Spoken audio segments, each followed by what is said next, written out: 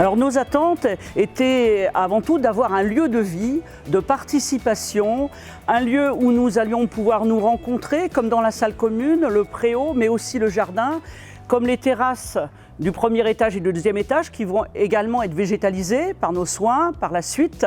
Et donc ce lieu pour nous est un lieu essentiel.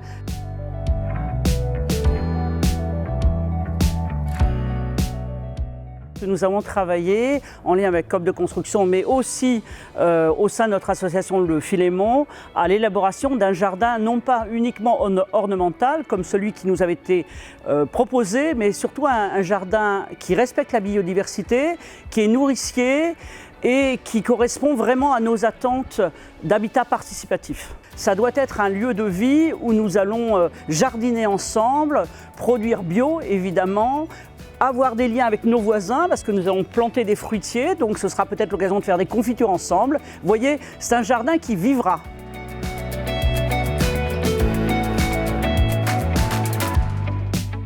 On se fait confiance les uns aux autres, on crée des espèces de micro-commissions qui permettent à un sous-groupe de travailler sur une thématique. Et ensuite, une fois que certaines conclusions ou certaines réflexions ont été un petit peu plus abouties, c'est présenté ensuite à l'ensemble du groupe et on poursuit la réflexion tous ensemble et ensuite on décide. Alors quand on décide, on ne vote pas ou bien on vote mais ce qu'on appelle un vote par consensus où on essaye d'aboutir à un consensus.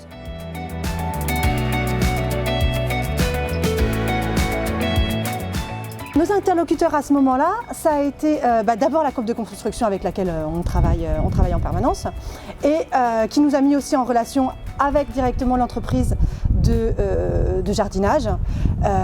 Et voilà, on a réussi à travailler ensemble à ce moment-là avec quelques allers-retours sur les plans, sur le type et la mentalité du jardin qu'on voulait avoir. Parce que donc, comme le disait très bien Brigitte, c'est vraiment pas du tout un jardin d'ornementation, mais il faut que ce soit un jardin de vie, un jardin dans lequel on va pouvoir avoir de l'espace pour partager, pour faire des choses, pour jouer, pour se retrouver rien qu'ensemble dans un espace extérieur qui ne soit pas forcément la salle commune, quoi.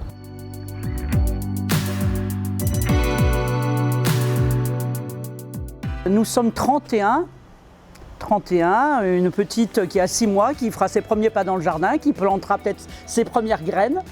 Le plus âgé a 85 ans, donc lui trouvera aussi une occupation dans le jardin. Chacun, à sa mesure, participera au jardin.